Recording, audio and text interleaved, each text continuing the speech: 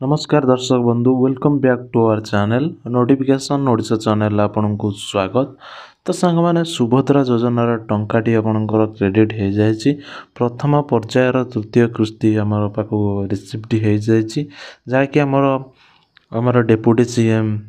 प्रभाती परिड़ा जहाँकि आमर कहते कि 24 तारिख में आपंकर डिसेम्बर 24 रोज जो मानकर भी सब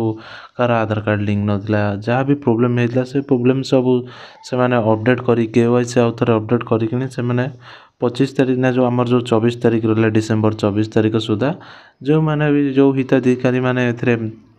यहाँ योग्य तो से अकाउंट को क्रेडिट हो जाए तो आपण मैंने भी ये देखिपे बर्तमान यहाँ हूँ मो माँ यहाँ अकाउंट तो आपड़ ये भी ए सागे सागे क्रेडिट हो अमाउंट टी आप देखिपे तो ये देखिपे 12:55 PM आपणकर ये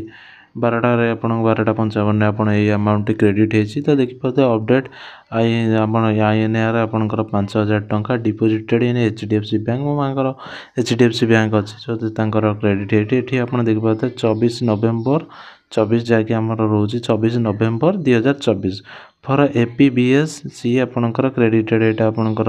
ट्रांजैक्शन आईडी आपणकर रोचे तो यहाँ cheque deposit in account are subject to clearing तो ये आपण मेसेज आसती आपंकर देखो जो मानकर सुभद्रा आपंकर सुभद्रा योजना एलिजिबल तो आपण अकाउंट को ये गोटे मेसेज आसती जे 5,000 टंका आपण अकाउंट को क्रेडिट है बोली तो जो मैंने भी आपंकर किसी भी आपंकर फेल्ड होती तो से कौन भी टेंशन नियंतु नेक्स्ट टाइम से जो प्रथम पर्यायर चतुर्थ किस्ती आपन को देवे तो से जहाँ भी आप प्रोब्लेम होती से प्रोब्लेम अनुसार से आप प्रोब्लेम टी सॉर्ट आउट करदे तो आप आगे फास्ट आगे केवाईसी बैंक केवाईसी आधार सहित आपंकर भी केवाईसी कर दिंतु मोबाइल नंबर ऐड कर दिंतु तो आप देखु जे आधार साइट को जाइए देखो जे 2 रु अधिक अकाउंट आपंकर जमी ऐड न होती ना आप स्टेट बैंक चलाते आपंकर आधार रे आपंकर थी धर जेकोसी आउ गोटे अलग बैंक धर पंजाब नेशनल बैंक थी तो पंजाब नेशनल बैंक आपंकर केवाईसी न कि चलु न तो पेमेंट टी जाऊन तो आपड़ कहते कि मोर स्टेट बैंक टा चलाऊँगी तो एमती हो पारे ना आप आधार को जाए आधार साइट को जाइए आपंकर बैंक सेटिंग स्टेटस टी देखी दिंतु जे कौ बैंक रे आपंकर अकाउंट टी ऐड अच्छी तो से अनुसार आपंकर पेमेंट टी से आधार एनेबल पेमेंट सिस्टम द्वारा आपंकर अकाउंट को जीव तो जो मानकर भी रिसीव होनी आपंकर पेमेंट कि कौन